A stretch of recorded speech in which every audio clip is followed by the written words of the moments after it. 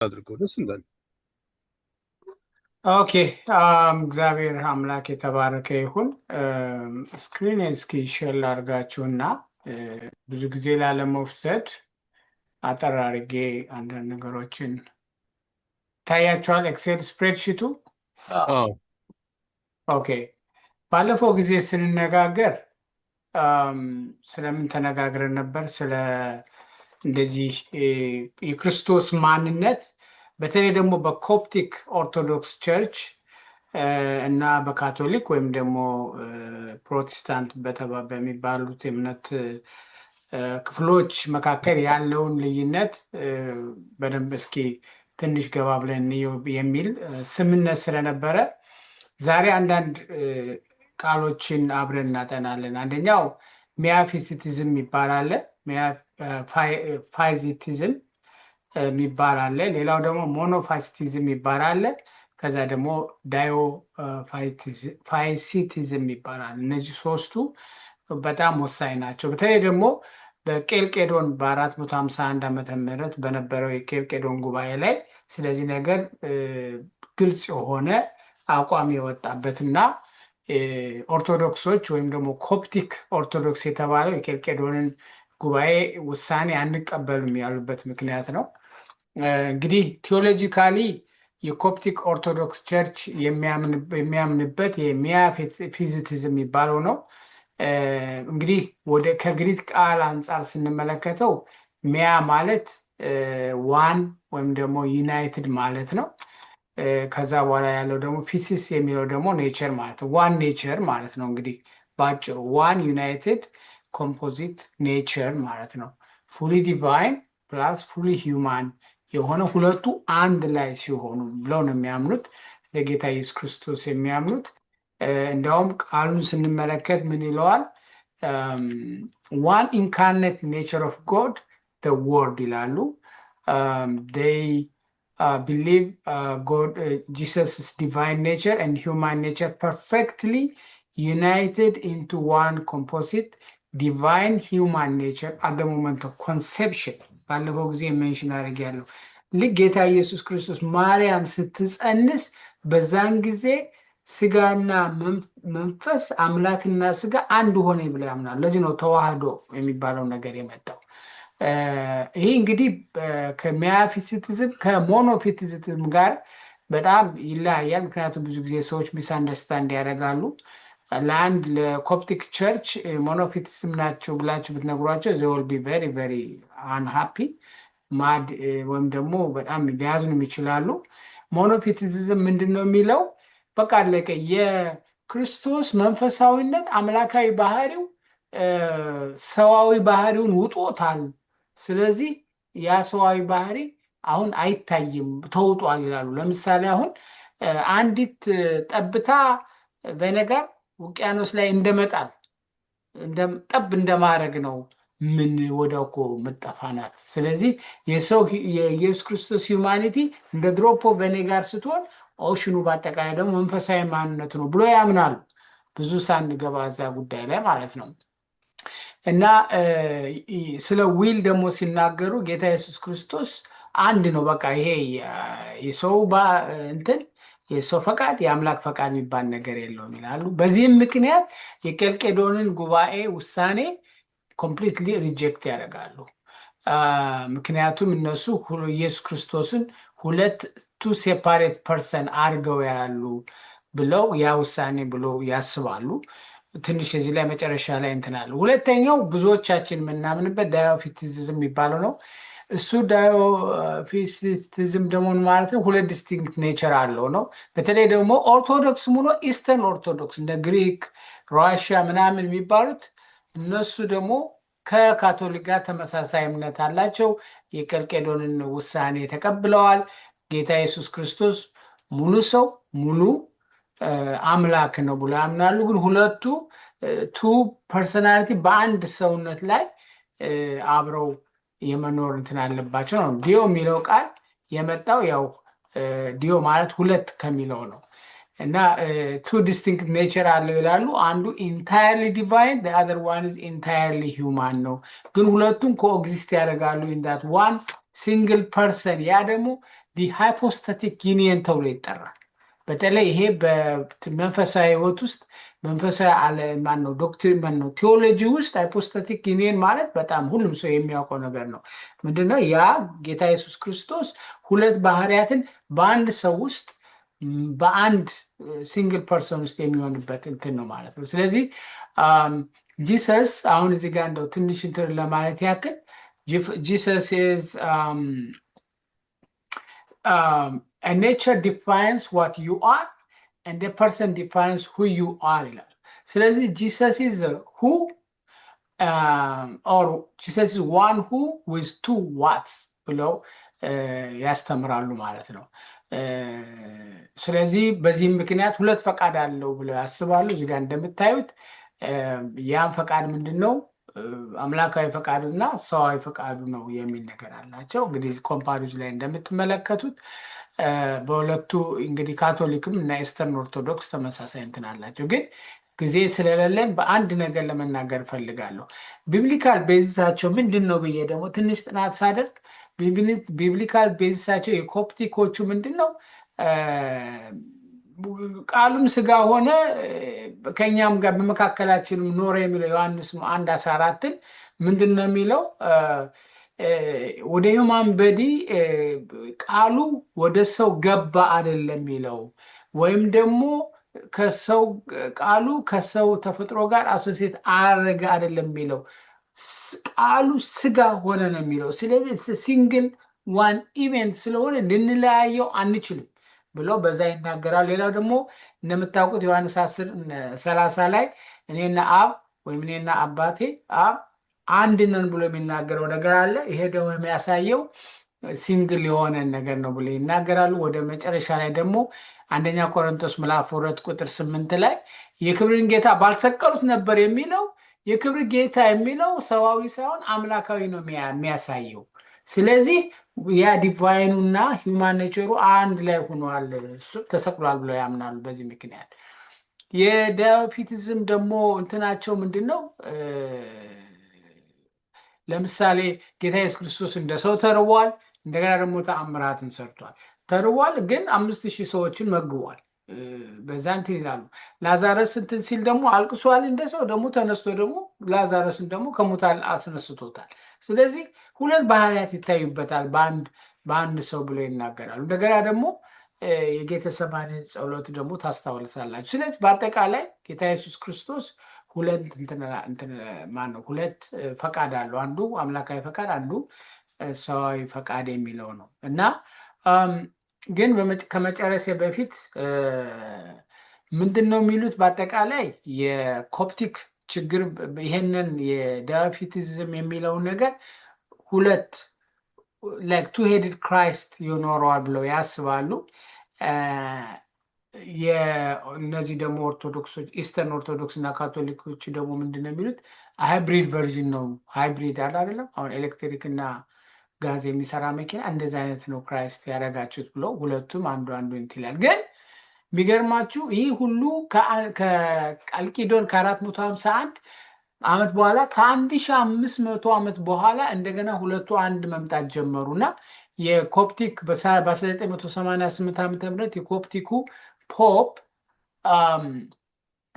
ሼኖዳ ሰርድ የተባለው እና የሮማን ካቶሊክ ፖፕ ጆን ፖል II ተስማምተው፣ ድሮም የተስማማ ነው በዛን ጊዜ በግሪክ ቃል የቃላት አለመግባባት ነው እንጂ ሁላችንም አንድ እያልን ነው ያለው። እሱ ምንድን ነው? ክርስቶስ ፍጹም ሰው ነው፣ ፍጹም አምላክ ነው። በዛ መካከል አንድ ነው ሀሳባችን፣ ግን ስንገልጸው ነው ልዩነት የተፈጠረው እና አንድ መሆን አለብን የሚል ብዙ ስብሰባዎች ከ1988 ጀምሮ እየተደረጉ ናቸው እና ይሄ ነገር እንግዲህ ያው አዲስ ያለኝ ኢንፎርሜሽን ያ ነው። ኮርሱንም 3 ይሄን ነገር አስተማሪያችንም ነግሮናል እና ኤፈርቶች እየተደረጉ ነው። ድሮም የሴማንቲክ ጉዳይ ነው እንጂ በኢንቴንቱ ቴዎሎጂካል መረዳቱ ግን ብዙም ልዩነት የለንም የሚሉ ነገር ነው። ጌታ ውስጥ ይባርካችሁ። ሰዓት ብዙ እንዳልወሰድኩ ተስፋ አደርጋለሁ። ቴንኪዩ ጌችዬ። አጭር ፊድባኮች፣ ጥቤ መጀመሪያ፣ ከዛ ስጢፍ። ጌች በጣም ነው የምናመሰግነው። ጥሩ የሆነ ማብራሪያ ነው የሰጠህ። ሜይ ቢ ለነገሩ እኔም አንዳንድ ነገሮችን ለማንበብ እየሞከርኩኝ ነው።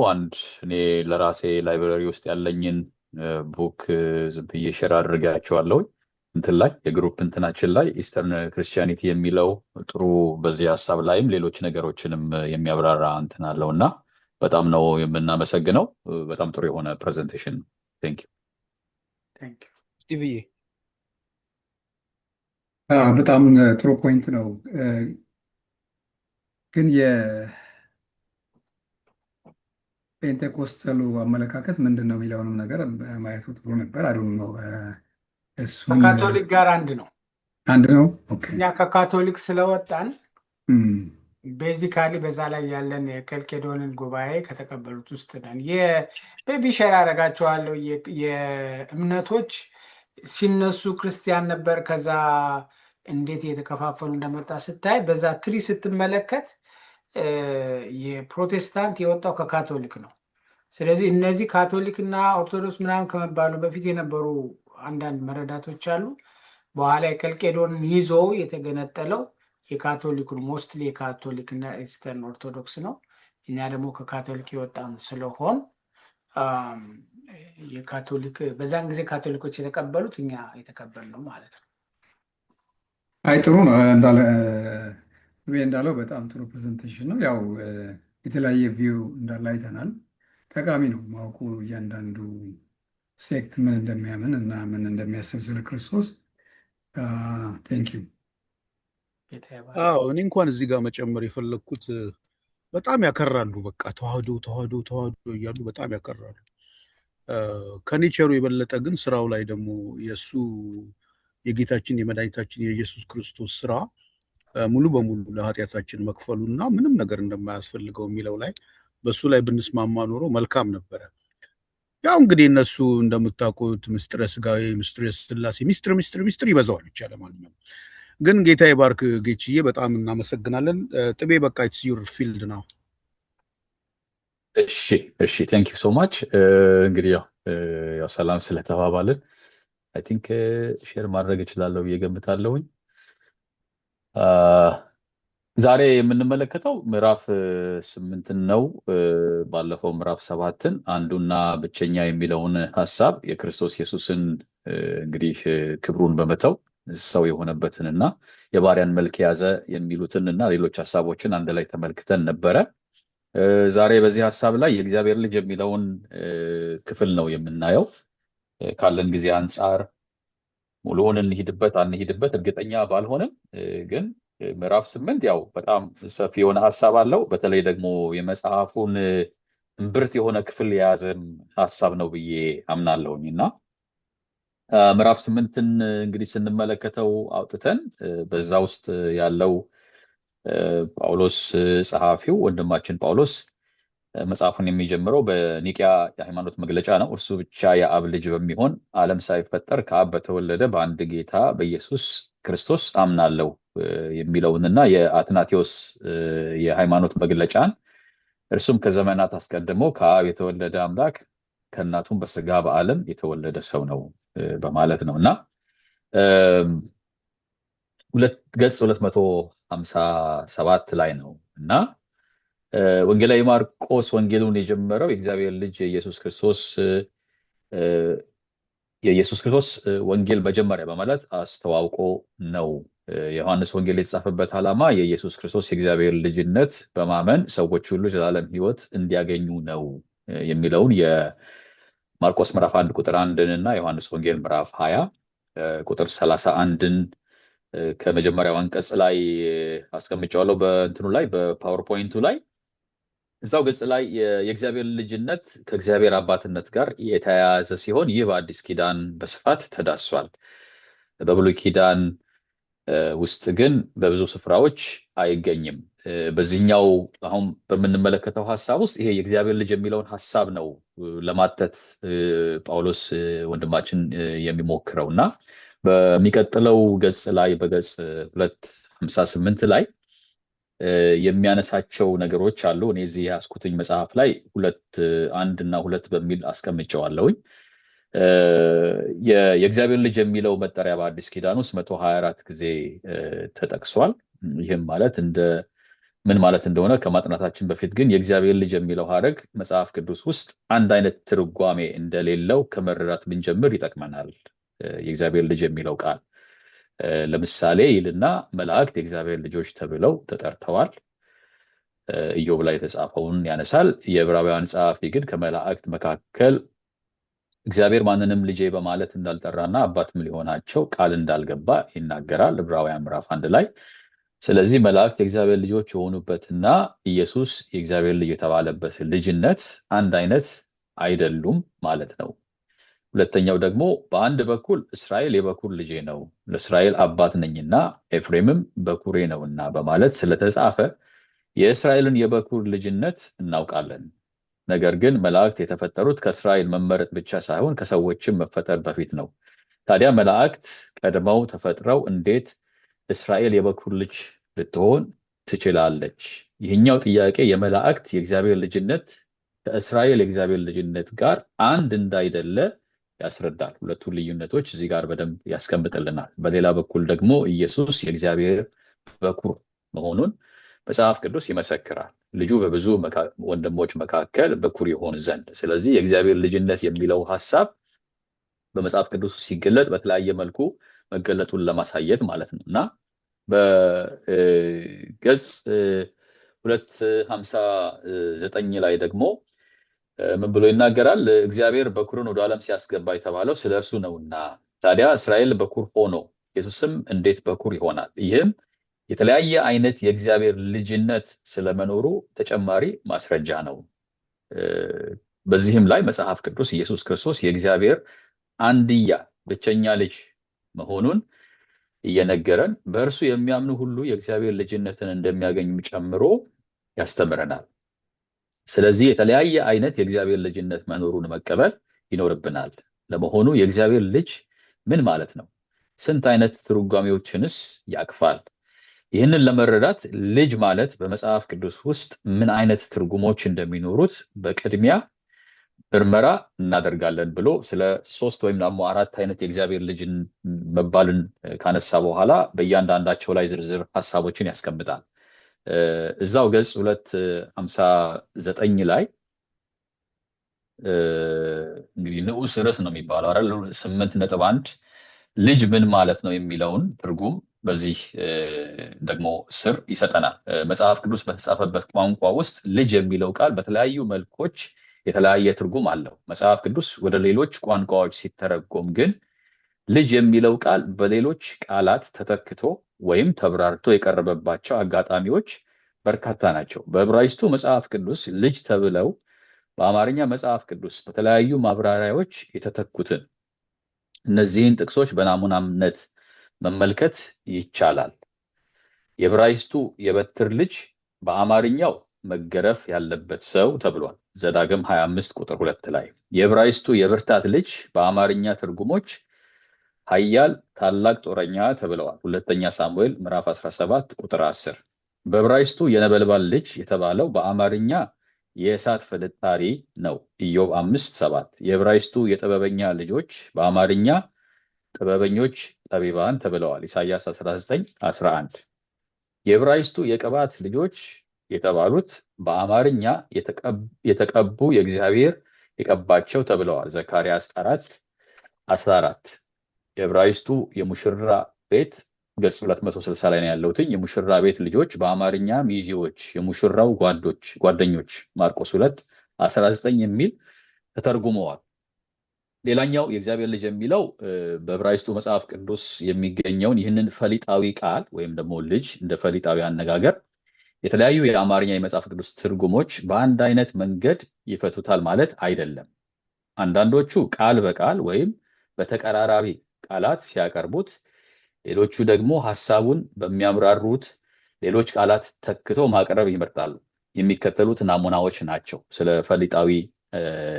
በፈሊጣዊ አገላለጽ የተገለጹት ማለት ነው። ነባሩ ትርጉም ከዕብራይስጡ በቀጥታ የተወሰደውን የመዘምራኑ ልጆች የሚል ሐረግ፣ አዲስ ትርጉም የሌዋውያኑ ቤተሰቦች በማለት በተቀራራቢ መልኩ ሲፈታው፣ አዲሱ መደበኛ ትርጉም መዘምራን ብሎታል። የዕብራይስጡን የግድያ ልጅ ነባሩ ትርጉም በተቀራራቢ መንገድ የነፍሰ ገዳይ ልጅ ቢለውም ሌሎቹ ነፍሰ ገዳይ ብለውታል። ሁለተኛ ነገሥት ምዕራፍ 6 ቁጥር 32። ዕብራይስጡ የተንኮል ልጅ የሚለውን ነባሩ ትርጉም በቀጥታ ወስዶ የአመፃ ልጅ ሲለው ሌሎቹ ክፉ ሰው ወይም ግፈኛ ሰው በሚል አቅርበውታል። መዝሙር 89:22። ይሄ በናሙናነት ስለ ፈሊጣዊ አነጋገር የተጠቀመው ነው።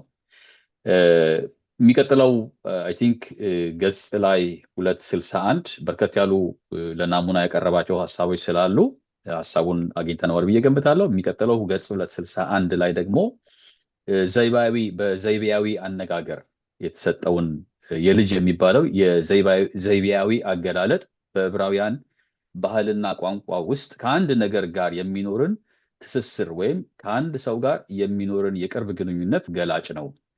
የአዲሱ ኪዳን ግሪክኛም ተመሳሳይ ዘዴዎችን ተጠቅሞባቸዋል። የተጠቀሙባቸው ስፍራዎች አሉ። በርናባስ የመጽናናት ልጅ ተብሎ ይታወቃል። ሐዋርያት ሥራ ምዕራፍ 4 ቁጥር 36 ላይ ያዕቆብና ዮሐንስ የነጎድጓድ ልጆች፣ ማርቆስ 3:17 ከአብርሃም ጋር በእምነት የሚመሳሰሉ ሰዎች የአብርሃም ልጆች፣ ገላትያ 3:7 ሰላማዊ ሰው የሰላም ልጅ፣ ሉቃስ 10:6 ከነዚህ ሁሉ በተቃራኒ ያሉት ደግሞ የዲያብሎስ ልጅ ሐዋርያት ሥራ 13:10 የጥፋት ልጅ ዮሐንስ ወንጌል 17:12 ሁለተኛ ተሰሎንቄ 2:3 እና የአመፃ ልጆች የአባ ሮሜ የተረጎሙት ይለዋል በቅንፍ ተብለዋል። ስለዚህ ልጅ የሚለው ዘይቤ በመላው መጽሐፍ ቅዱስ ውስጥ ጥቅም ላይ እንደዋለና ይህም እንዳውዱ የተለያዩ ትርጓሜዎች እንደሚኖሩት ግልጥ ነው። በመጽሐፍ ቅዱስ ውስጥ ልጅ የሚለው ቃል ከሀገር ጋር የእስራኤል ልጆች፣ ከከተማ ጋር የኢየሩሳሌም ልጆች፣ ከረቂቅ ነገር ጋር የብርሃን ልጆች፣ ከእንስሳ ጋር የእፉኝት ልጆች፣ ከመልካም ነገር ጋር የብርሃን ልጆች፣ የቀን ልጆች ወዘተ ተጫፍሮ ቀርቧል። የመንግስት ልጆች፣ የቁጣ ልጆች፣ የዚህ ዓለም ልጆች ተብለው የተጠሩም አሉ። እነዚህ ማስረጃዎች በቅጡ ከተፈተሹ ልጅ የተባለው ነገር ልጅ ተብሎ ከተጠራበት አካል ጋር የግድ አንድ አካል አንድ አምላክ እንደማይሆን መረዳት አያዳግትም። ልጅነት በልጅነት ከተጠሩበት አካል ጋር የሚኖርን አንዳች ትይይዝ ማመልከቱ ግን ግልጽ ነው ይለናል። ይህንን ሀሳብ ሲያብራራለን ወደ ገጽ 262 ላይ ስንሄድ ከነዚህ ዝርዝሮች በመነሳት ልጅ የሚለው ቃል የሚከተሉት ትርጉሞች ይኖሩታል ይልና 5 ዝርዝሮችን ይሰጣል። እንዲሁ ሀሳቡን በአምስቱን ዋና ዋና ሀሳቦችን ይዣቸዋለሁ በዚህ በያዝኩት ፓወርፖይንት ላይ። ከነዚህ ዝርዝሮች በመነሳት ልጅ የሚለው ቃል የሚከተሉትን ትርጉሞች ይኖሩታል ይልና አንደኛው የአንድ አካል ውስን ገጽታ በሚያሳይ መንገድ ይተረጎማል። ሁለተኛው ደግሞ ለዚያ ነገር የተገቡ መሆንን የሚያሳይ መልኩ ይተረጎማል። ሶስተኛው የአንድ ስፍራ ተወላጅነት ወይም ነዋሪነትን በሚያሳይ መንገድ ይተረጎማል። አራተኛ የስልጣን ባለመብትነትን በሚያሳይ መንገድ ይተረጎማል። አምስተኛው በመጨረሻም ሙሉ በሙሉ የባህሪ ወራሽነትን በሚያሳይ መንገድ በቀጥታ ይተረጎማል። የሰው ልጆች ማለት ሰዎች ማለት ነው ይለዋል። ከዛ በኋላ ይሄንን ሀሳብ ሲዘጋ እነዚህ ሁሉ ትርጓሜዎች እንደሚያሳዩት ልጅ የሚለው ቃል በተለያየ አገባብና አውድ ውስጥ ከቋንቋ ወደ ቋንቋ በቀጥታ የሚሻገርም ሆነ በቀጥታ የማይሻገር ትርጓሜን ይሸከማል። ሁለተኛው በዚሁ የእግዚአብሔር ልጅ በሚለው እንግዲህ ምዕራፍ ውስጥ 8.2ን ስንመለከተው የእግዚአብሔር ልጅ ወይም ደግሞ ልጆች ትርጓሜ ነው። አሁን ከዚህ ምዕራፍ ዋነኛ ጭብጥ የሆነውን የእግዚአብሔር ልጅ ወደ ማጥናት ማለፍ እንችላለን። በመጽሐፍ ቅዱስ ውስጥ በተለያየ ስፍራዎች የቀረቡትን ማስረጃዎች በማጤን የእግዚአብሔር ልጅ የሚለው ሐረግ ከዚህ በታች የተዘረዘሩትን ትርጉሞች እንደሚይዝ መረዳት ይቻላል ብሎ በ6 ነጥብ ነው የሚያስቀምጠው። በ6 ነጥብ ያስቀመጣቸውን ዋና ዋናዎቹን ሃይላይት አድርጌ ያስቀምጫቸዋለሁኝ። የእግዚአብሔርን የፍጥረት ባለቤትነት ማሳያ ነው። ሁለተኛው መላእክትን ወይም ሰማያዊ ፍጥረታትን ያመለክታል። ሶስተኛው እስራኤል የእግዚአብሔር መሆኗን ያመለክታል። አራተኛው ጻድቃን ይኸውም የእግዚአብሔር ጠባያት የሚታይባቸው ሰዎችን ያመላክታል። 5ኛው ከዳዊት ስርወ መንግስት የሚመጣ ንጉስ የእግዚአብሔር ልጅ ተብሏል። 6ኛውም በመጨረሻም የእግዚአብሔር ልጅ ወልድ ማለት ነው ይልና በ6ኛው ቁጥር ላይ ያለውን አነበዋለሁ ሙሉውን።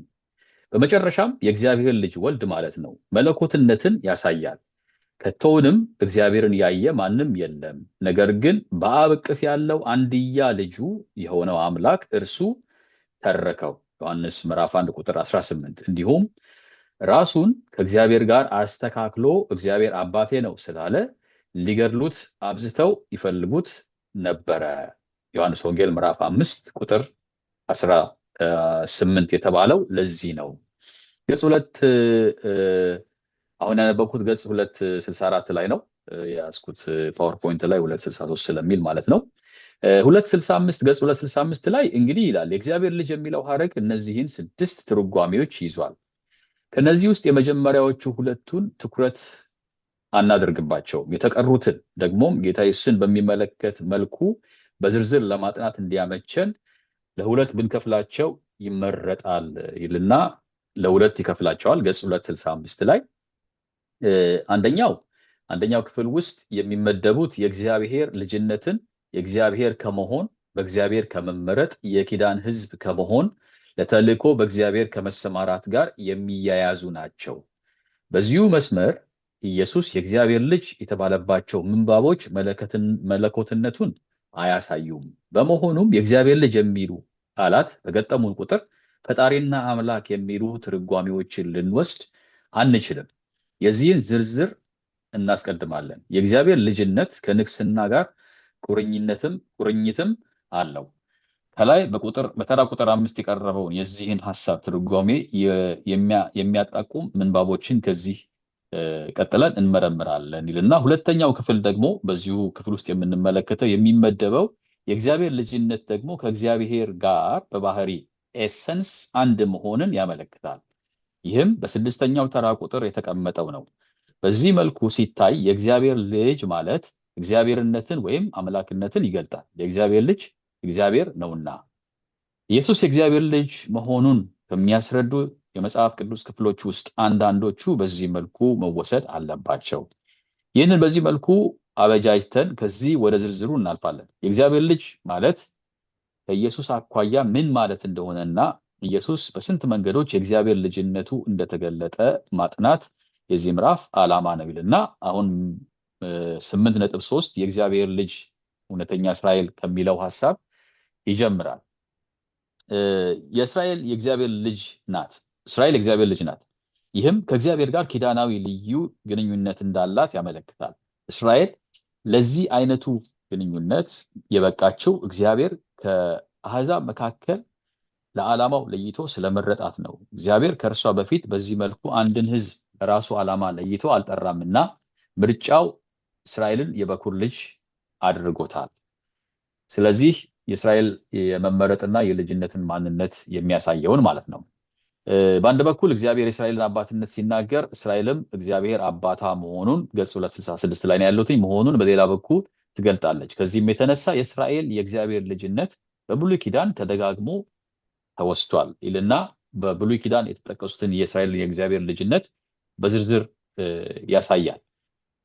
ገጽ 267 ላይ እነዚህን ምንባባቶች ካነሳ በኋላ ሐዋርያው ጳውሎስም ሁኔታውን የኋሊት እየተመለከተ እነርሱ የእስራኤላውያን ናቸውና የልጅነትና ክብር ኪዳን ለእነርሱ ናቸው በማለት ገልጿል። ሮሜ ምዕራፍ 9 ቁጥር 4 ላይ ልጅነት የእነርሱ መሆኑ ሌላው ሕዝብ ወይም ዓለም በሙሉ የእግዚአብሔር ልጅ እንዳልሆነ በትክክል ያሳያል። እነዚህ ሁሉ ምንባቦች እንደሚያሳዩን የእግዚአብሔር ልጅ የሚለው መጠሪያ በዚህ አውድ እስራኤልን እንደ ሀገር ወይም እስራኤልን በአንድነት የሚመለከት እንጂ ለግለሰብ ውሎ አያውቅም። እንግዲህ የእስራኤልን ልጅነት ምክንያቱን ሲያስረዳ ማለት ነው። የእስራኤል የእግዚአብሔር ልጅነት በእግዚአብሔር መመረጧ ነው። እግዚአብሔር በኃጢአት ከወደቀው ዓለም የዓለም ሕዝብ ሁሉ አንድን ወገን ለይቶ መረጠ። ይህንም ያደረገው ለዓላማው ነው፣ ዓለምን ለማዳን ዓላማው። የእስራኤል ምርጫና ጥሪ የመጀመሪያው በአብርሃም መመረጥና መጠራት ነው። አብርሃም የተጠራው ግን ከእርሱ ለሚመጣው ሕዝብ ብቻ አልነበረ። የምድር ነገዶች ሁሉ በእርሱ እንደሚባረኩ ተስፋ ተሰጥቶታል ብሎ የአብርሃምን መመረጥና የእስራኤልን ጥሪ አንድ ላይ ያገናኘዋል። ገጽ 268 ላይ የአብርሃም መጠራት የመጨረሻ ግቡ የአሕዛብ መዳን ነው ይላል። እዛው ገጽ 268 ላይ ምድር ሁሉ የእኔ ናትና ከአሕዛብ ሁሉ የተመረጠ ርስት ትሆኑኛላችሁ ማለቱ እስራኤልን ለመምረጥ መብት እንዳለው ማሳወቁ ሳይሆን እነርሱን የመረጠበትን ግብ የምርጫውን ዓላማ ማሳወቁ ነው። በዚህ ተልእኮዋ ምክንያት እስራኤል ዙሪያዋን ከከበቧት አሕዛብ ተለይታ በነገር ሁሉ በቅድስና መኖር ይጠበቅባታል። ስለ እስራኤል ሲናገር ማለት ነው። ገጽ 269 ላይ ይህንን የሚገልጡ ትራኪዎች ስለ እስራኤል በመጽሐፍ ቅዱስ ውስጥ በተለያዩ ቦታዎች ይገኛሉ። አሕዛብ ሰለሞን ወደ አሰራው ቤተ መቅደስ መጥተው ሊጸልዩ ይችሉ ነበረ። ቤቱ ለአሕዛብ ሁሉ የጸሎት ቤት ነውና። ነቢዩ ዮናስም የንስሐን ምሕረትን መልእክት ይዞ የእስራኤልን ጠላት ወደ ሆነችው ወደ ነዌ ከዓላማዋ መሳቷን ለማሳየት ነው። እዚህ ጋር ከዓላማዋ መሳቷን ለማሳየት ነው። እዚህ ጋር ይሄን ዝርዝር ወንድማችን ጳውሎስ በዝርዝር የሚያስቀምጠው እና የሶሪያውያን ጦር የጄኔራል ንዕማን ከበሽታ ተፈውሶባታል። ንዕማን እንደሚፈወስ የተናገረችው ብላቴና እስራኤል የእግዚአብሔር የእስራኤል ጠላት የሆነን ጦረኛ እንደሚፈውስ እንዲህ አይነቱን የዳበረ ነገረ መለኮት ከየት አመጣችው? የሳባ ንግስት የሰለሞንን ዝና ሰምታ ወደ ኢየሩሳሌም መጥታለች። የእስራኤል መበለቶች በድርቅና በረሃብ ሲንገላቱ የእግዚአብሔር በረከት በነቢዩ ኤልያስ በኩል ወደ ሰራፕታዋ መባለት ጓዳ ገብቷል። እነዚህ ሁሉ ጌታችን ኢየሱስ የጠቀሳቸውን ማስረጃዎች ናቸው። የእስራኤል ቅዱስ እርሱም የምድር ሁሉ አምላክ ነው። እስራኤል የተቀደሰ ሕዝብና የካህናት መንግስት ሆና ዓለም ሁሉ በእርሷ አማካኝነት እንዲድን ለአሕዛብ ብርሃን እንድትሆን የእግዚአብሔርንም ፍቅር ለዓለም ሁሉ እንድትገልጥ ተመርጣለች። እግዚአብሔር በሲና ለሰጣት ለዚህ ኪዳን ታማኝ ሆና አለመገኘቷ በብሉይ ኪዳን በስፋት የተዳሰሰ ጉዳይ ነው። እስራኤል አልታዘዘችም። ከጥፋቷ ብትመለስ ግን ለአሕዛብ በረከት ትሆናለች። ከዚህም የተነሳ አሕዛብ ከእርሷ ጋር ሆነው የእግዚአብሔር ምስጋናን አምልኮ ያመጣሉ። በተመሳሳይ መልእክት የያዙ ሌሎች ክፍሎችንም በዚህ መልኩ ይዘረዝርና የእስራኤል ከእግዚአብሔር ሽሽት የገባችበትን ምክንያት በገጽ 270 ላይ ሲናገር እንደዚህ ይላል። እስራኤል ግን ነገሩ በቅጡ የገባት አትመስልም። ለምህረት ወደ ነነዌ ሲላክ ከመታዘዝ ይልቅ ከእግዚአብሔር መሸሽን የመረጠው ዮናስ በእግዚአብሔር ጥሪና ተልእኮ ላይ እስራኤል ምን አይነት እይታ እንደነበራት አሳምሮ ይገልጣል። እስራኤል እንደ መለኮታዊ መግነጢስ ወይም ደግሞ ማግኔት ፍጥረትን ሁሉ ወደ ፈጣሪው እንድትሰበስብ ነበረ የታሰበችው። በብሉይ ኪዳን ከቅጣት ጋር ተያይዞ በተደጋጋሚ የተጠቀሰ አንድ ነገር አለ። እግዚአብሔር ብዙሃንን የሚወክሉ ትሩፋንን ያስቀራል ይልና ከእስራኤል የሚወለዱ ሁሉ እስራኤል አይደሉምና ወደሚለው የእግዚአብሔር እስራኤል ወይም ደግሞ የእስራኤልን በመመረጥን በተመለከተ ያሉትን የእስራኤልን ከኪዳኑ መጉደል እግዚአብሔር ደግሞ ለእርሱ የሚውሉትን ሕዝቦች ማስቀረቱን ምሳሌ በትሩፋኑ ያሳያል። ገጽ 271 ላይ እስራኤል ለኩናኔ ብትዳረግም ትሩፋኑ ይድናሉ የሚል ሐሳብ አለው እና እግዚአብሔር የጠቅላላው የእስራኤል ሕዝብ አባት ቢሆንም እስራኤል እምነተ ቢስ ስትሆን አባትነቱ ለታማኞቹ ትሩፋን ብቻ የተገደበ ሆነ። መዝሙር 103:13 ሚልክያስ 3:17 ከመጽሐፍ ቅዱስ ክፍሎች ጋር ያገናኘዋል። እስራኤል ለኩነኔ ብትዳረግም ትሩፋኑ ይድናሉ። የጻድቃን ትሩፋን ጋር ልዩ ኪዳን እንደሚመሰርት በኢሳይያስ 42 ላይ እግዚአብሔር የገባውን ኪዳን ያሳያል። ስለዚህ የእስራኤል ተልእኮ በተመለከተ የእስራኤል ተልእኮ የማታ ማታ የሚፈጸመው በአንዱ አገልጋይ እንደሆነ ነቢዩ ኢሳይያስ ይገነዘባል። ይህም አገልጋይ የእግዚአብሔርን ፈቃድ የመግለጥን ነቢያዊ ሚና፣ ምርኮኞችን የማስለቀቅ ንጉሳዊ ሚና ኢሳይያስ 49 ላይ እንደዚሁም ደግሞ ኢሳይያስ 53 ላይ ኃጢአትን የመሸከም ክህነታዊ ሚና የሚያሟላ ነው። ስለዚህ በመጀመሪያ እግዚአብሔር ዓለምን ለማዳን ከኃጢአተኛው የሰው ዘር መካከል እስራኤልን መርጦ ነበረ። የእግዚአብሔር ሐሳብ እስራኤልን ለማዳን በእስራኤል በኩል ዓለምን ለማዳን ነበረ። እስራኤላውያን ግን የእግዚአብሔርን ፍቅር ለዓለም መግለጥ መግለጥም ሆነ የተጠሩበትን ዓላማ መፈጸም ስላቃታቸው በትሩፋኑ ተወከሉ። ከትሩፋኑ በኋላ ደግሞ አንድ አገልጋይ ማለትም የድነት ታሪክ ማዕከል የሆነው መሲሁ ኢየሱስ መጣ። ኢየሱስ ክርስቶስ ትሩፋኑን የሚወክልና የእነርሱን ቦታ የሚይዝ የድህነት ታሪክ መፈጸሚያ ሆነ። ለዚህ መሲሁ እንግዲህ አሁን እስራኤልን በመወከል ራሱ መሲሁ እስራኤል፣ እውነተኛው እስራኤል። ይህ አንዱ አገልጋይ ማለት መሲሁ መላውን እስራኤልን ስለሚወክል ከእስራኤል ጋር ቢመሳሰልም የማይመሳሰልባቸው ነገሮች አሉ። እስራኤል ተስፋ ቆርጣለች፣ እርሱ ግን ከነተስፋው ነው። ኢሳያስ 40:27 እና ኢሳያስ 50 ይጠቅሳል። ገጽ 272 ላይ ነው ያለሁት። እስራኤል አመፀኛ ናት፣ እርሱ ግን አመፃ የለበትም። እስራኤል በመንፈሳዊ እውርነት ድንቁርና ተውጣለች፣ እርሱ ግን በንቃትና በትጋት የሚያደምጥ ነው። እስራኤል ከኃጢአቷ የተነሳ ያለ ፈቃዷ ትሰቃያለች፣ እርሱ ግን ለሌሎች ኃጢአት በፈቃዱ ይሰቃያል። እስራኤል እግዚአብሔር የተቤዣት ናት፣ እርሱ ግን ሌሎችን የሚቤዥ ነው። በዚህም የተነሳ ለመላው እስራኤል የተሰጠ መጠሪያና መግለጫ አሁን ለአንዱ አገልጋይ ስለ መሰጠቱ በኢሳይያስ መጽሐፍ እንደሚከተለው እናነባለን። ገጽ 272 ላይ መጠሪያው ምርጤ ይለዋል። ለአንዱ አገልጋይ የተሰጠውን ነገር ግን ለእስራኤል ተሰጥቶ የነበረው ባሪያዬ ወይም ደግሞ አገልጋዬ ይለዋል።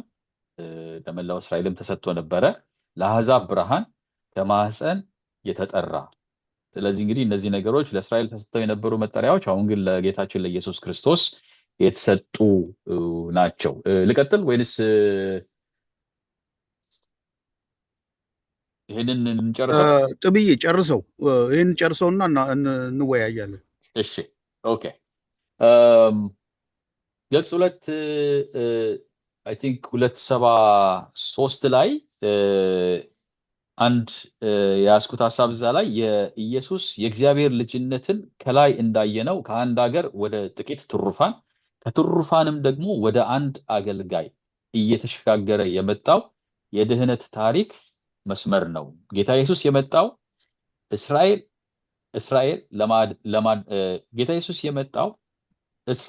ለማድረግ ያቃታትን ሁሉ ሊፈጽም ነው። ኢየሱስ እውነተኛ የወይን ግንድ እኔ ነኝ በማለት ሲያስተምርም ይህንኑ መግለጹ ነው። እስራኤል ጥብዬ አቤት። አይ ልክ ነህ። አሁን ስለ ኢየሱስ ስለመጣ እንዳልከው ይሄ ትሩስታ እስራኤል የሚለው ነገር በጣም ክሩሻል የሆነ ፖይንት ነው። እውነትህን ነው። ስለዚህ ትንሽ ብንወያይበት ቆንጆ ነው። አሁን ለምሳሌ ቅድም ስትናገር አንተም እዚህ ጋር መጽሐፉን ሳየው ገጽ 270 ላይ ለጄኔራል አንተ ጥያቄ አይደለም፣ ጄኔራል አይዲያውን ነው። ትሩፋኑን ለራሱ አስቀረ። ከዚህ በኋላ እግዚአብሔር እውነተኛ እስራኤልን የሚወክሉ አድርጎ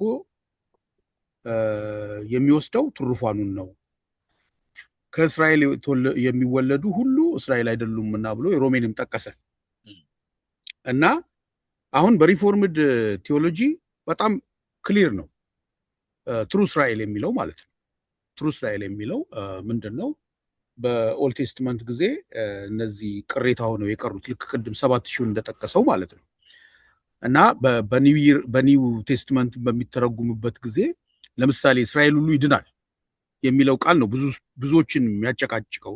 አዜ ኔሽን ነው ወይስ እንዴት ነው ነገሩ?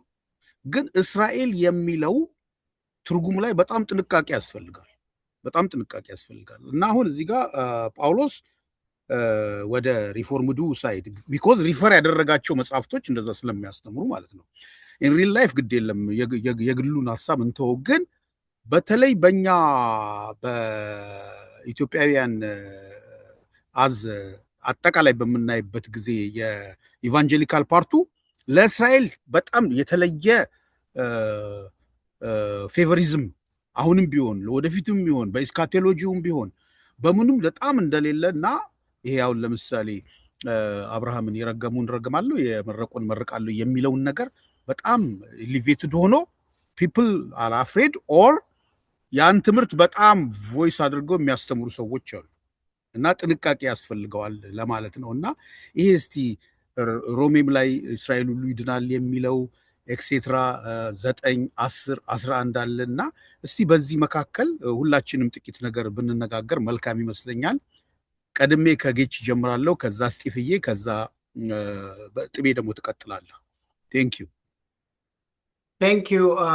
ይሄ በጣም እንግዲህ የመጽሐፉ ጥቤ እንዳልከው ወሳኝ ርዕስም የተሰጠ ይሄ ነው። እግዚአብሔር ልጅ የሚለው የመጽሐፉ ርዕስ ከዚህ ምዕራፍ ያለው ዋና ነጥብ ነው። ለመጽሐፉ ርዕስ ለመሆንም የበቃ ክፍል ነው ምዕራፍ 8 እና አሁንም ዘርዘር አድርገህ እንዳቀረብከው በአጠቃላይ የእግዚአብሔር ሀሳብ በዘመን አሁንም አሜክስም እንዳለው ከትልቅ ፎከስ እያደረገ መጣ። ከትልቅ እንትን እያለ መጣ። አብርሃምን ስናስብ መጀመሪያ አብርሃምን ሲመርጥ አብርሃምን ስናስብ አንድን ሰው ማሰብ የለብንም። ምክንያቱም አብርሃምን ስናስብ ብዙ ሕዝብ አደርጋለሁ እንደ ሰማይ ከዋክብት እንደ ባህር ዳር እንዳለ አሸዋ እንዲሁ አበዛለሁ ብሎ መናገሩን ማሰብ ያስፈልጋል እና አንድ ሰው እንደመረጠ አድርገን ማሰብ የለብንም። አብርሃምን ሲያስብ ይህ ሁሉ አብዛኛውን የዓለምን ሕዝብ ያሰበ ነገር ነው እና ጌታ እግዚአብሔር ሲጠራ በኋላ ደግሞ ከዛ ቀጥሎ ወደ ማን መጣ? ወደ ተመረጠው ወደ ይስሐቅ፣ ከዛ እያለ ደግሞ ወደ ያዕቆብ፣ ከዛ ደግሞ እያለ የ12 ልጆች እና እነሱን ከዛ ደግሞ የይሁዳ የሚለውን እያለ መጣ። መጀመሪያ ቅድም አሁንም እንዳልከው እንደ ሀገር ለአብርሃም ቅድም አሁንም አሜክስም ሜንሽን እንዳረከው ብዙ ምዕራፍ 12 ዘፍጥረት ላይ የተሰጠው ብዙ ነገር አለ። ብዙዎቹ ያን ይዞ አሁን የሚሮጡት ማለት ነው። ግን ኢቬንቹዋሊ ከአብርሃምም ደግሞ እንደገና ወደ ተመረጠው እያለ መጣና ለእስራኤል ደረሰ። ለእስራኤል ሲደርስ እስራኤል በነገራችን ላይ አሁንም በወንጌል የምናየው የምንሰራው የምናደርገው ከጌታ ኢየሱስ ክርስቶስ በምድር ላይ በነበረበት ጊዜ ጀምሮ ያለው ነገር ምንድነው? መጀመሪያውኑ ለእስራኤል ተሰጥቶ የነበረ ኃላፊነት ነበር። ምንድነው? ለዓለም እግዚአብሔርን እንድትገልጽ እንድታሳይ ወንጌል እንድትሰብክ ነበር እና ያን አላደረገችውም። ግን የመጣው አሁን ፎከስ እያደረገ መጣና መጨረሻ ላይ ወደ አንድያ ቢጋትን ሰን ኦፍ ጎድ ያ ልጅ ነው። ሲጀምር ጀምሮ ንስሐ ግቡ ብሎ ነው የጀመረው። መጀመሪያ ወንጌል እንትን እንኳ ሲጀምር ማለት ነው አገልግሎት ሲጀምር እንኳ የእግዚአብሔር መንግስት ቀርባለች እና ንስሐ ግቡ ብሎ ነው የጀመረው። የመጣውም ለዚህ የእግዚአብሔር መንግስት በምድር ላይ ለመመስረት እንደሆነም ከዛ ተነስተን መረዳት እንችላለን። ስለዚህ ያ የእግዚአብሔር ልጅነት የሚኖረው አሁንም አንተም እንደገለጽከው ከመጀመሪያም ጀምሮ ደግሞ ከአብርሃም ከእምነት አባት ጀምረን ስንመለከት ደግሞ ቅድም ይህንን ነገር ሜንሽን አድርገዋል አንተ። የምንረዳው ነገር ምንድን ነው? ያ እምነት ነው።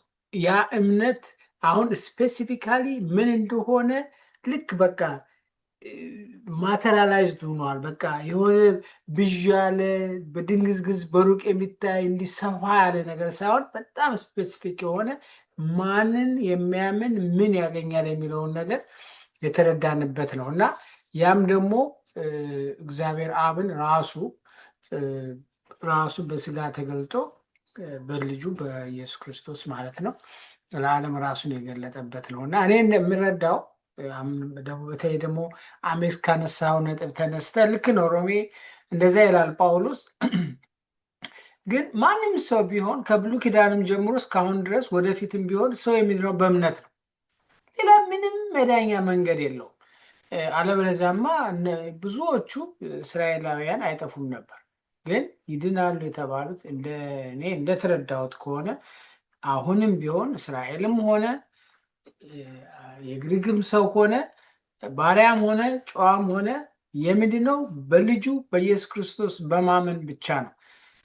ዕብራውያን ምዕራፍ 11 ሂደን ስንመለከት ወደኋላ የወስደንና ድሮም የነበሩት እንኳ እንዴት ተስፋ ያደረጉት እንደነበር በሩቁ ያዩት እንደነበር በሩቁ እንደተሳለሙት ይነግረናል። ስለዚህ እንዲሁ ወጥ የሆነው የመጽሐፍ ቅዱስ መልእክት ምንድን ነው የሚነግረን?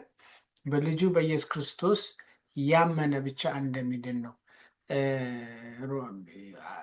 እስራኤልም ቢሆን ያን ካላደረገች ያንን ካላመነች ከእግዚአብሔር ፈቃድ ውጭ ትሆናለች እና እንደዛ ነው እና የምረዳው። ጌታ ውስጥ ይባርክህ። I like the way it is going ወንድም ጥበብ ጌታ ይባርክ። አሜን ጌች እኔ እሺ ጥሩ በጣም ጥሩ ፖይንቶች ናቸው የተነሱት። ጥቤ ጥሩ አድርገህ ነው ፕሬዘንት ያደረግከው እና አመጣጡን ሁሉ እንዴት ነገሮች ፎከስድ እየሆኑ እንደመጡ ከእስራኤል ከጠቅላላው ወደ ትሩፋት ከዛ ደግሞ ወደ ኢየሱስ ክርስቶስ እንዴት ነገሮች ሽሪንክ እያደረጉ ፎከስድ እየሆነ መሆን እንደመጣና ኮምፓሪዝኑንም ደግሞ ለማሳየት ሞክረናል። ኢየሱስ ክርስቶስ ምንም እንከን የሌለበት ምንም ነገር የማይገኝበት ሆኖ ያኛው ደግሞ በእስራኤላውያኖቹ በኩል ያለውን ተመልክተናል። ግን አሜክስ ያነሳው ፖይንት ትልቅ ፖይንት ነው። ምናልባት በሁለት ነገር ማየት ይቻላል። አይ ቲንክ በጳውሎስ ጊዜ የነበረው አመለካከትና አሁን ያለው አመለካከት ኢንታይርሊ ኦፖዚት ነው ብዬ አስባለሁ። በጳውሎስ ጊዜ የነበሩ ክርስቲያኖች እስራኤላውያንን እግዚአብሔር እንደተዋቸው አድርገው በፍጹም እንደማይድኑ ነበር የሚያስቡትና እሱን ነው እንደውም ቻሌንጅ ያደረጋቸው የነበረው። እናንተ እንደዚህ ሆናችሁ ከዳናችሁ እያለ ይናገር የነበረው ይህንን ከንፈርም ለማድረግ ነው። በዚህ ዘመን ደግሞ የምናየው ኢንታይርሊ ኦፖዚት ነው። እንደውም አንዳንዴ እስከሚገርመኝ ድረስ ለእስራኤል ካልጸለይን ለእስራኤል ካላደላን በስተቀረ እግዚአብሔር ከኛ ጋር አጌንስት እንደሚሆን ሁሉ አንዳንድ ጊዜ በስብከቶች እሰማለሁ እንዲህ አይነት ነገሮችን እና ሪሊ ያስገርመኛል። ግን የምስማማው ምንድን ነው? ቅድም ጌች ባለው ሀሳብ በጣም እስማማለሁ። ባሪያ የለም፣ ጨዋ የለም፣ እስራኤላዊ የለም፣ አይሁድ የለም፣ ምን የለም፣ ሁሉም በክርስቶስ ኢየሱስ ብቻ ነው። እግዚአብሔር እንደሱ የማዳን ሀሳብ ቢኖረው መርጦ እስራኤልን ብቻ አምጥቶ የማዳን ሀሳብ ቢኖረው ኢየሱስ ክርስቶስ የሚመጣበት ሪዝን የለውም። ኢየሱስ ክርስቶስ የመጣው ለሁሉም ነው። ኢየሱስ ክርስቶስ ሊያድን የመጣው ሁሉን ሲሆን፣ ነገር ግን ይህ ማለት ደግሞ የመጣበትን ቃል ኪዳን የገባበትን እግዚአብሔር እስራኤልን ይረሳል ወይም ይተዋል ማለትም ደግሞ አይደለም። ለዚህ ነው እነሱም ደግሞ መዳን በሚገባቸው ልክ እንደሚድኑ የሚናገረው እና ሁለቱ ሀሳቦች የሚታረቁት ጌች እንዳለው እስራኤልም አሕዛብም በኢየሱስ ክርስቶስ ልጅነት በኢየሱስ ክርስቶስ በልጅነት ላይ ባለ እምነት ወደሚሆን መዳን ይመጣሉ ብዬ ነው የማምነውና ልክ ነህ። አከራካሪ ነጥብ ነው። ግን በተለይ በዚህ ዘመን ያለው የኤቫንጀሊካሉ ሴክት በጣም ማሰብ ያለበት ነገር አለ። እስራኤል በእስራኤልነቱ አይድንም። እስራኤል የሚድነው በክርስቶስ ኢየሱስ በእግዚአብሔር ልጅነት በማመን ብቻ እንደሆነ ማወቅ ይገባል። የእግዚአብሔር እስራኤል በክርስቶስ የሚያምነው ሕዝብ እንደሆነ መታወቅ ይገባል። ይህን ነው የምለው። አመሰግናለሁ። ቴንኪው ወገኖች፣ ወንድሜ እስጢፋኖስ ጌች አሜክስ።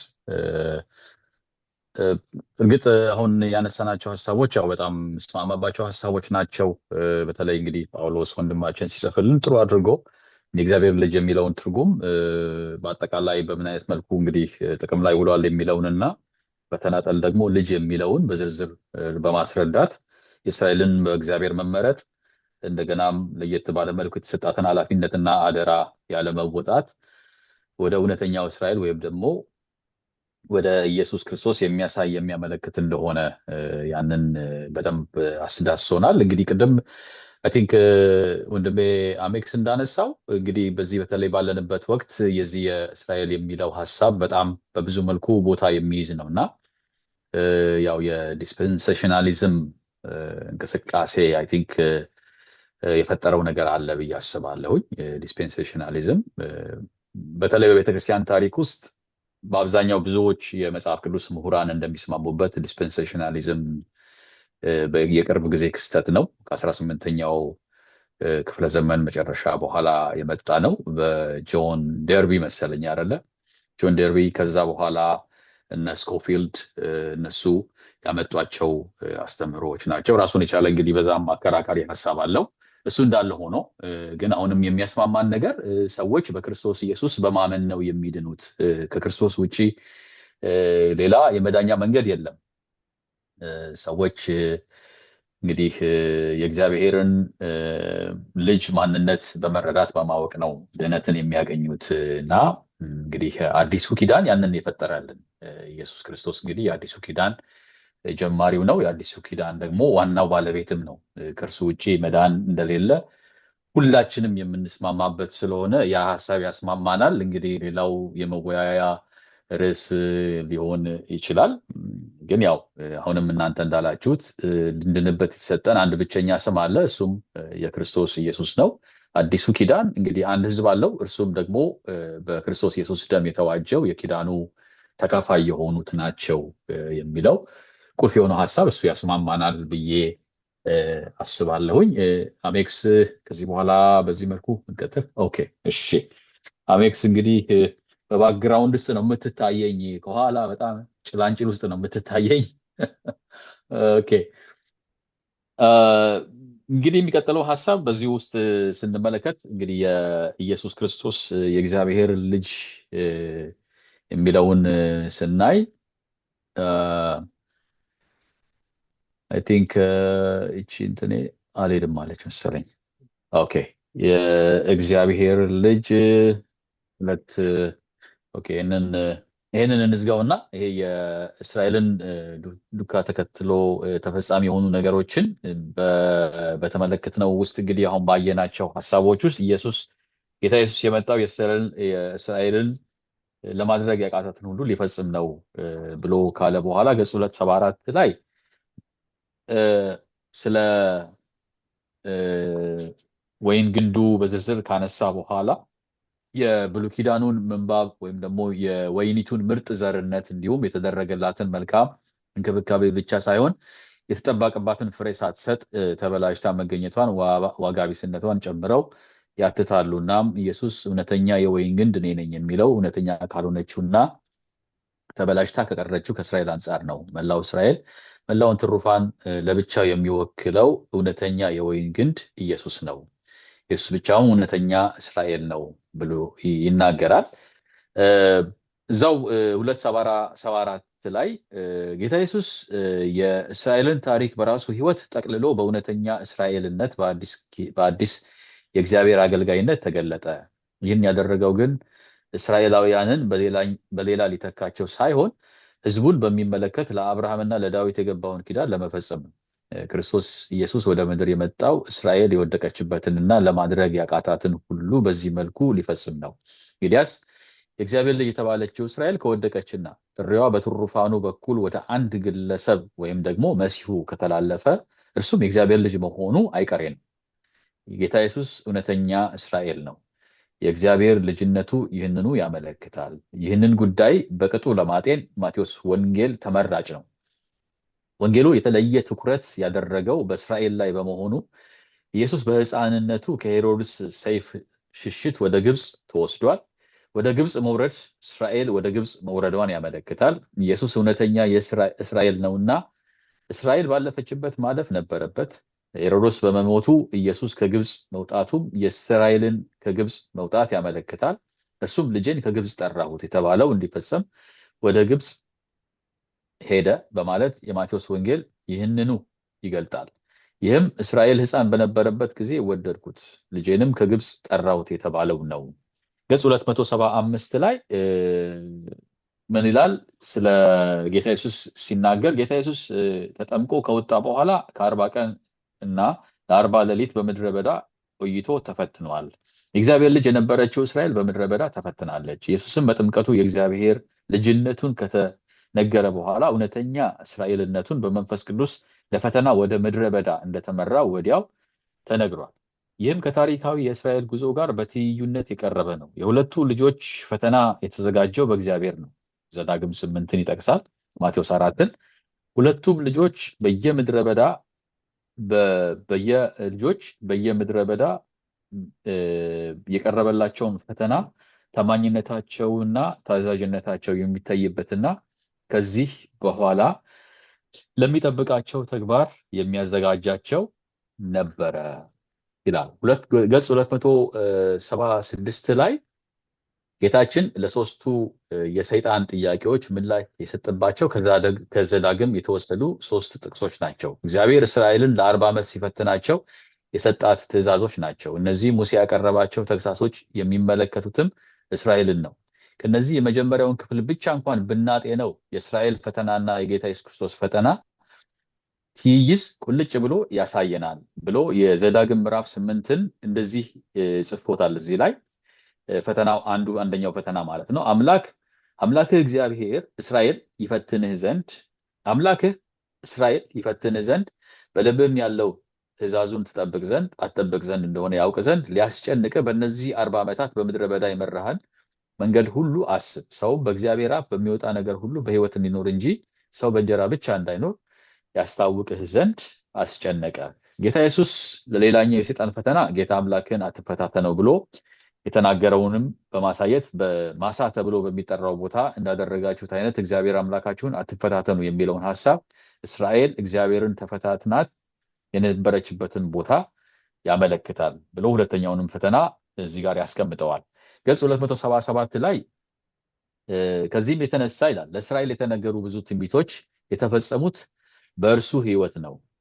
የሐዋርያው ማቴዎስም ጥረት የኢየሱስ ሕይወት ከቅዱሳት መጽሐፍት ጋር የሚጋጭ ሳይሆን ለእስራኤል የተገቡትን ተስፋዎች ሁሉ ፍጻሜ መሆኑን እስራኤላውያኑ ተደራሲያን እንዲገነዘቡት ነው። ለእስራኤል የተሰጠው ተስፋና ኪዳን በኢየሱስ ክርስቶስ እንደተፈጸሙ እንጂ እንዳልተሻሩ የምናምነው እዚህ ነው። እነዚህ ከላይ ያየናቸው ክፍሎች እንደሚያስተምሩን ኢየሱስ የእግዚአብሔር ልጅ ነው ማለት ኢየሱስ እውነተኛ እስራኤል ነው ማለት ነው። ኢየሱስ በእስራኤል ቦታ ገብቶ እርሷ ማድረግ ያቃታትን ሁሉ ሊያደርግ የቻለ፣ እርሷ መሆን የተሳናትን ሊሆን የቻለ እውነተኛ እስራኤል the true Israel፣ በዚህም የእግዚአብሔር ልጅ ነው።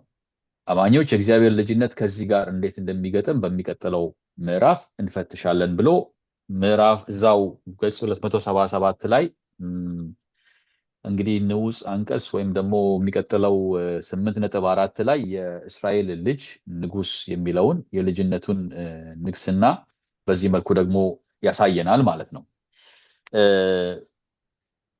በትልቅ ንጉስ ወይም ደግሞ ንጉሰ ነገስት ስር ሆነው በእርሱ ስልጣን የሚተዳደሩ ታማኝነታቸውን ለእርሱ ያደረጉ ነገስታት ልጅ ተብለው መጠራታቸው በጥንቱ ቅርብ ምስራቃዊው ዓለም የተለመደ ነበር። ከዚህ የተነሳ የእስራኤል ነገስታትም ከትልቁ ንጉስ ከእግዚአብሔር በታች ሆነው የእግዚአብሔርን ሕዝብ ስለሚያስተዳድሩ የእግዚአብሔር ልጅ ተብለው ይጠራሉ።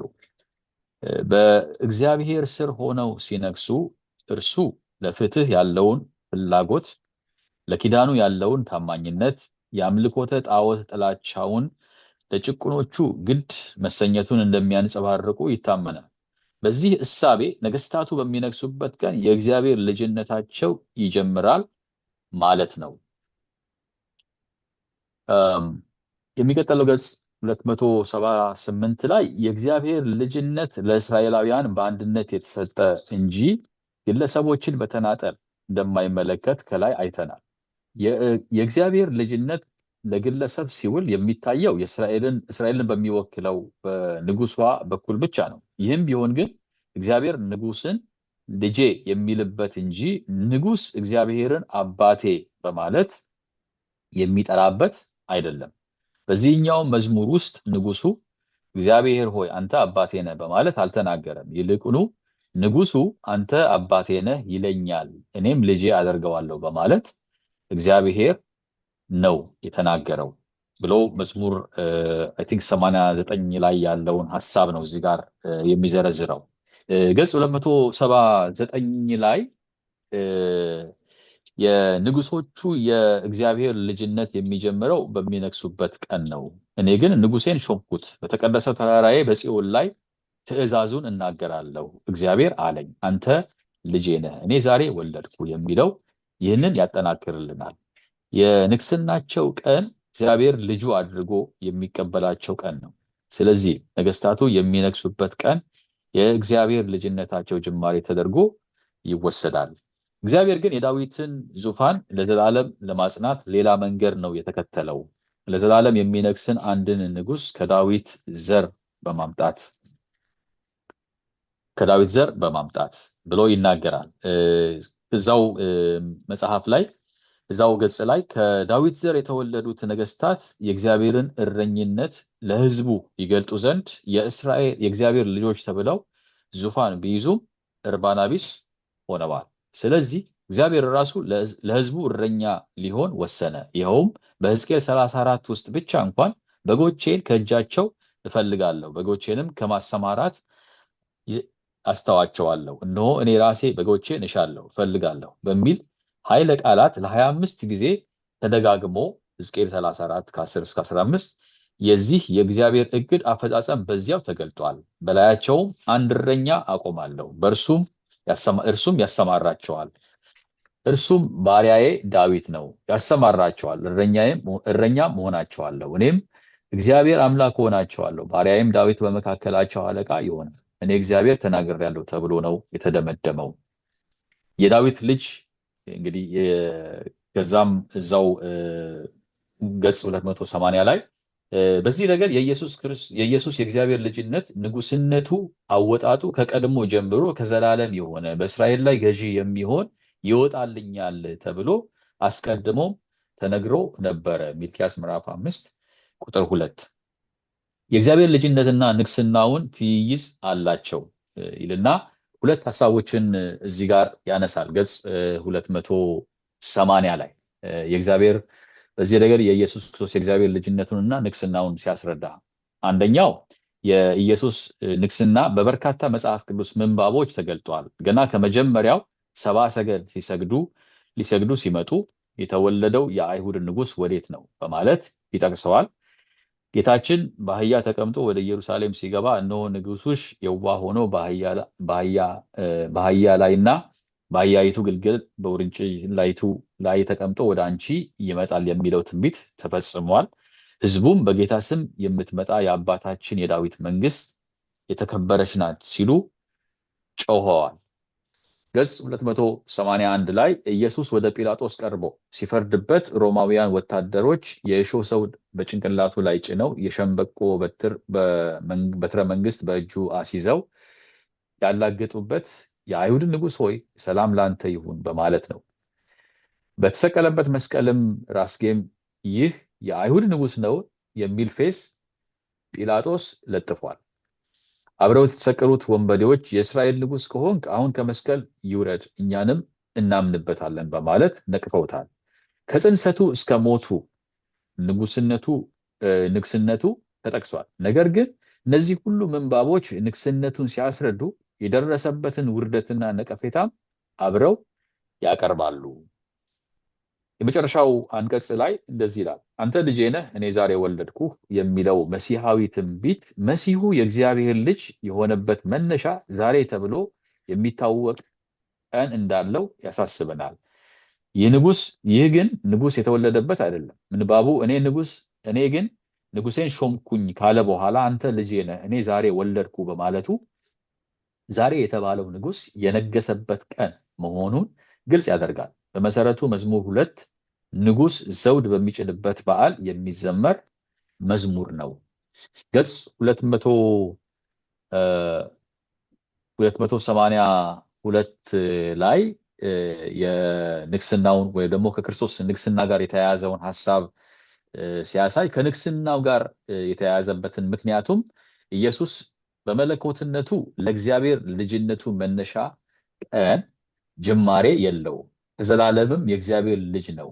በስጋ የዳዊት ዘርነት በኩል ያለው የእግዚአብሔር ልጅነቱ ግን መነሻ ቀን አለው። ይኸውም የነገሰበት ቀን ነው። መጽሐፍ ቅዱስ እንደሚነግረን የኢየሱስ ትንሣኤ የንግስና ቀኑም ነው። ይህን የሚያስተምሩ ሁለት መጽሐፍ ቅዱስ ክፍሎች አሉ። የመጀመሪያውን የሚገኘው ሉቃስ በዘገበው ቅዱስ ጳውሎስ በስብከት ውስጥ ነው።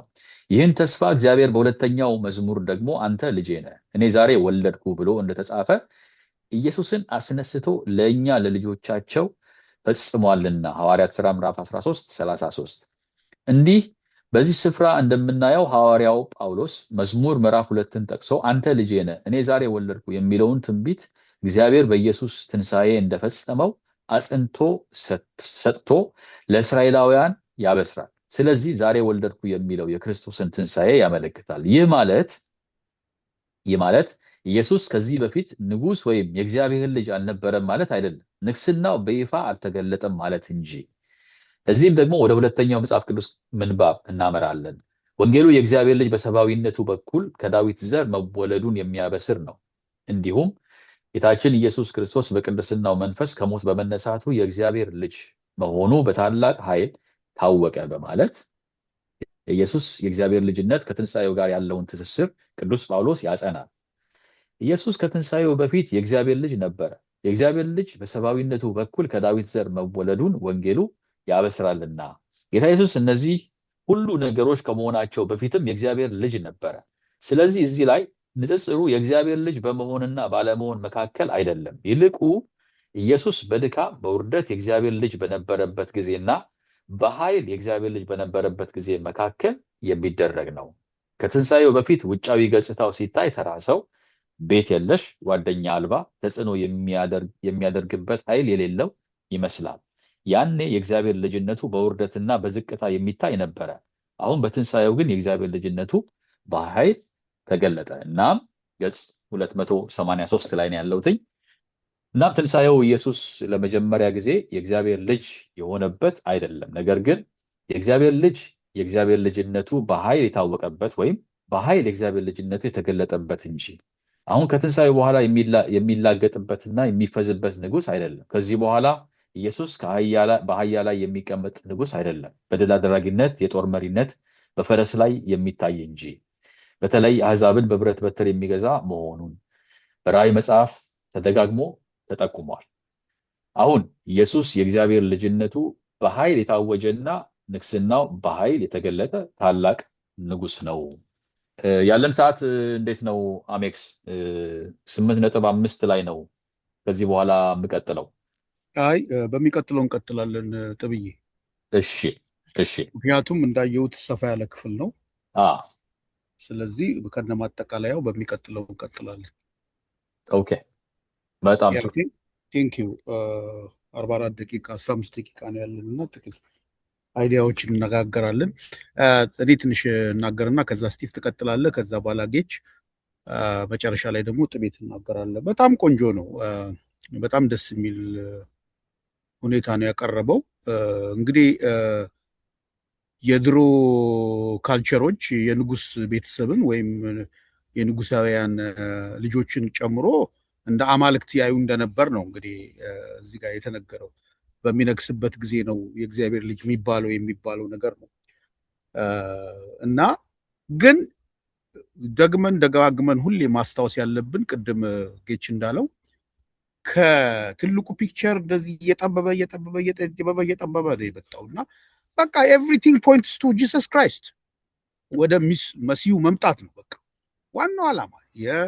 የአብርሃም መመረጥ ተመርጦ እስራኤል ትፈጠራለች ሳይሆን የተባለው ወደ ላይ እነዚህን እንግዲህ ከዋክብት የምድርን አሸዋ በአንተ በቃ አሕዛብ እንትን ይላሉ፣ ይባረካሉ። ሳራም የተባለችው ደግሞ በቃ ነገስታት ምን ባንቺ ይወጣሉ ምናምን ነገር ብሎ እና ከዚህ ኔሽን ከዛ በኋላ ወደ ይስሐቅ፣ ከይስሐቅ ወደ ያዕቆብ፣ ከያዕቆብ 12 ነገዶች፣ ከዚህ ኔሽን አንድን ህዝብ እስራኤል የሚባል ህዝብን ፈጥሮ እግዚአብሔር ፈቃዱ፣ ህጎቹ፣ ኪዳኑን እየሰጠ ነገር ግን ያንን መሲህ ከዛ ኔሽን አውጥቶ ለዓለም በረከት ለማድረግ ነው በቃ ዋና አልቲሜት የሆነ ጎሉ ማለት ነው። እና እኛ we are extremely የታደልንና የተባረክንን በዚህ ዘመን በፈጠራችን እና ያንን ነው እንግዲህ የሚያሳየው መሲሁን ክርስቶስን እና ወንድማችንም ልጅ ጳውሎስ ያቀረበበት ኮንዲሽን በጣም ደስ ይላል። ኦልድ ቴስትመንቱን እየጠቀሰ ከዛ በኋላ በኒው ቴስትመንቱ እንዴት እንደ ፉልፊል በክርስቶስ እንደተደረገ በኢየሱስ ክርስቶስ ኢቨን ይቺ በጲላጦስ ዘንድ በቀረበ ጊዜ አይሁድ ንጉስ ነው ብለው ያደረጉትን ነገር ሁሉ ኦልድ ቴስትመንት ጋር ሄዶ አሳይቶ እንደዚህ ማምጣቱ በጣም ቢዩቲፉል ነው። እግዚአብሔር ይባርከው፣ እንግዲህ ጸጋውን ያብዛለት። በጣም እናመሰግናለን። ጥብዬም በጣም እናመሰግናለን። በጣም በቆንጆ ሁኔታ ነው ያቀረብከው። ተባረክልኝ። ለስቲቭ ከዛ በኋላ ጌች ከዛ ለጥቤ ተባረኩ። እሺ አሜክስ እንዳልከው ጸሐፊው በእውነት በጣም በሚገርም ሁኔታ ነው ብሉይ ኪዳንን እና አዲስ ኪዳንን እያስታረቀ ያቀረበው። በተለይ ደግሞ በክርስቶስ ኢየሱስ ለእስራኤላውያን የተገባው ተስፋ ባክኖ እንዳልቀረ እንደተፈጸመ እያንዳንዱ ፈተናው ሳይቀር እንዴት ክርስቶስ ተስፋው እንደፈጸመ ያሳያልና በጣም ደስ ይላል። ሌላው በጣም ኢምፕሬስ ያደረገኝ ምንድን ነው ንጉሶች በዛን ዘመን ልጅነታቸውን የሚቀበሉት በንግስና ጊዜያቸው ነው ይላል እና ኢየሱስ ክርስቶስ ግን ሲወለድም ንጉስ ነው፣ ሲሞትም ንጉስ ነበር። ኦል ዘ ዌይ ማለት ነው እና እሱ በጣም ኢምፕሬስ ያደርጋል። ሌላው ግን የገረመኝ ምንድን ነው እግዚአብሔር ንጉሱን ልጄ ብሎ ይጠራዋል እንጂ ንጉስ ግን አባቴ ብሎ እግዚአብሔርን ለመጥራት አይችልም ይላል እና እሱ ኢምፕሬሲቭ። ለእኛ ግን ከዚህ የተለየ ነው ያለን። እኛ ግን እግዚአብሔርን አባት ብለን ለመጥራት እድል አግኝተናልና ኮምፔር ስናደርገው ይገርማል በጣም እግዚአብሔር ለእኛ የሰጠው እድል አባ አባ ብለን የምንጮህበትን የልጅነቱን መንፈስ በውስጣችን አስቀምጦ እግዚአብሔርን አባታችን ብለን ለመጥራት እንደ ኢየሱስ ክርስቶስ ይህንን ፍቅር እግዚአብሔር በእኛ ውስጥ ማድረጉ የሚደንቅ ነው። በዛን ጊዜ እንኳን የነበሩ ነገስታት ለዚህ አልታደሉም አባት ብሎ እግዚአብሔር እና ይሄ እኔ በጣም አስገርሞኛል፣ አስደንቆኝማል። እንግዲህ ትንሽ እንትን የሚለው ምንድን ነው የኢየሱስ ክርስቶስ ትንሣኤ ነው ንግስናውን የሚናገረው ይላል እና ከዛ በፊት የነበረውን ነገር እንዴት ነው የምናየው የሚለው ነገር በዝርዝር አልሰማውም። እንግዲህ አሉ ነው እናንተ ብዙ አንደርስታንድ አድርጋችሁት ከሆነ እንትን አልልም። ከዛ ውጭ ግን አቀራረቡና ሁለቱና ብሉይ ኪዳንና አዲስ ኪዳን ያገናኘበት መንገድ በጣም ኢምፕሬሲቭ ነው፣ ግልጽም ነው። ይህን ያለኝ አስተያየት አመሰግናለሁ። ታንኪዩ ስቲፎ። ጌታ ይባርክ። ጥበበ ጥሩ አድርገን ያቀረብከው ፎሎ ለማድረግ በሚቀል መልኩ እና አብረን እያየን አብረን የመጣ ነው እና ጥሩ ነው። በተለይ አሁን ደግሞ የእግዚአብሔር ልጅ ንጉስ በሚል ሳብ ርዕስ ያነሳው ነጥብ ወንድሞቼ ካነሱት በተጨማሪ የምናገረው ነገር ምንድን ነው? ጌታ ኢየሱስ ክርስቶስ እንደምታውቁት ሳሙኤል ለምሳሌ ብትወስዱ ካህንም ነበር፣ ፈራጅም ነበር፣ እንደገና ደግሞ ነቢይም ነበር። ሁሉንም እንትን ያለ ነበር እና ጌታ ኢየሱስ ክርስቶስ ሲመጣ በኋላ ያው ሳውል ሲመጣ የንግስናው የፈራጁ ነገር ከሳሙኤል ተወስዶ ለማን ተሰጠ ማለት ነው? ለሳውል። ከዛ በኋላ ለዳዊት እያለ ቀጠለ። ጌታ ኢየሱስ ክርስቶስ ሲመጣ ከያዛቸው ምንድን ነው ፖዚሽኖች ወይም ደግሞ ኦፊሶች መካከል አንዱ ንጉስ የሚለው ነው። ንጉስ የሚለው ስልጣንን በሌሎች ላይ ያለንን ስልጣን የሚያሳይ ነው። ንጉስ የሚለው አመራርን፣ ፍትሐዊነትን የሚያሳይ ነው። ወይም ደግሞ የህግን መተግበር የሚያሳይ ነው። ህዝብን ማስተዳደር የሚያሳይ ነው እና ጌታ ኢየሱስ ክርስቶስ ደግሞ በመንግስቱ ስህተት የሌለበት እንከን የሌለበት እውነተኛ የፍትህ አምላክ እንደሆነ ደግሞ እናውቃለን እና አሁን ያው እንዳልኩት የነሱ የሚሉትን ላለመድገም ያክል እንጂ ዋና ዋና ነጥቦች ጥሩ ሆነው ቀርበዋል እና ጌታ ኢየሱስ ክርስቶስ እንደ ንጉስነቱ ደግሞ ከኛ የሚጠበቅ ነገር እንዳለ ደግሞ እናስባለን። እሱ ምንድን ነው እንግዲህ ወደኋላ ምዕራፍ 9 ላይ ወንድማችን ጳውሎስ እንዳለው ስለዚያ አማኞች ደግሞ እንዴት የሚለውን ነገር ከልጅነት አንጻር ሊያካትተው ይችላል ወይም ደግሞ ሊናገርበት ይችላል ብዬ አስባለሁ። ግን የሚታይ ነገር የተረዳሁት ነገር ምንድን ነው? በአጠቃላይ እንደ ንጉሥ ጌታ ኢየሱስ ክርስቶስን ስናስብ ሊከበር የሚገባው ከፍ ሊል የሚገባው እንዲሁም ደግሞ ታክስ ሊሰጠው የሚገባው እንደሆነ እናስባለን። ምክንያቱም ንጉሥ እንደዛ ያደርጋልና። የእሱ ግን እንደ ምድራዊ ንጉሥ ያልሆነበት ትልቁ ነገር ምንድን ነው? የጽድቅ መንግስት ነው ያለችው። ንጉሥ ያለ መንግስት አይኖርም። ጌታ ኢየሱስ ክርስቶስ ቅድም እንዳልኩት በወደ ምድር ላይ ገና አገልግሎት ሲጀምር የእግዚአብሔር መንግስት ቀርባለችና ንስሐ ግቡ ብሎ መንግስትን ነበር እንትን የሚለው። ወደ ምድር ሲመጣ ልክ ነው፣ ሰዎችንም ሊያድን ነው የመጣው።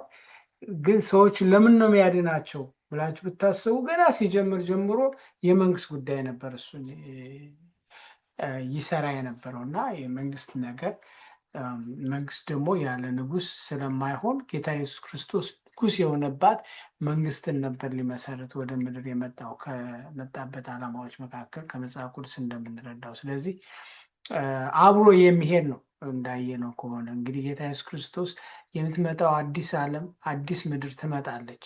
የዛች ዓለም የዛች ምድር ደግሞ ህዝብ አላት፣ መንግስትም አላት፣ ካህንም አላት እና ጌታ ኢየሱስ ክርስቶስ ምንድን ነው? ካህንም ነው፣ ሊቀ ካህንም ነው፣ እንደገና ደግሞ ንጉስም ነው እና ይሄን እያሰብን እግዚአብሔርን በጣም እናከብራለን፣ እናመልካለን።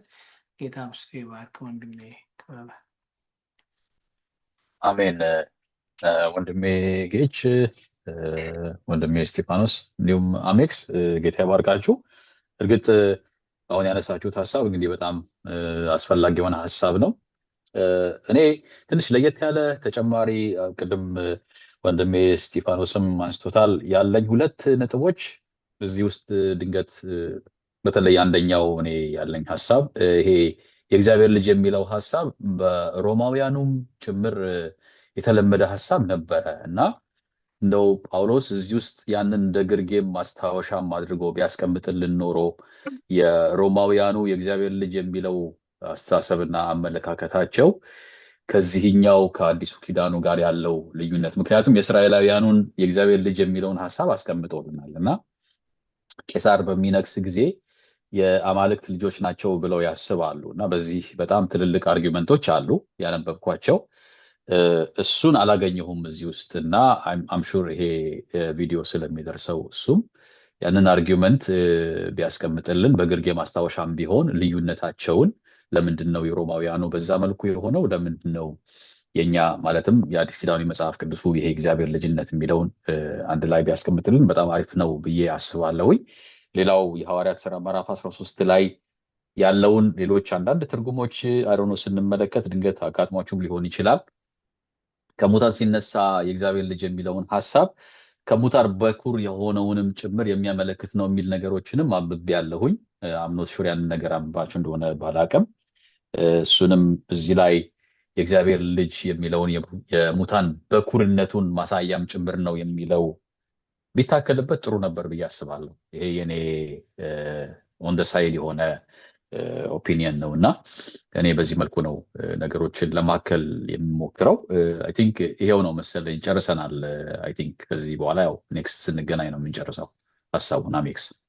እሺ ተባረክ ጥቤ። አንድ ሀሳብ ለመጨመር አሁን ቅድም ስቲቭ ሲናገር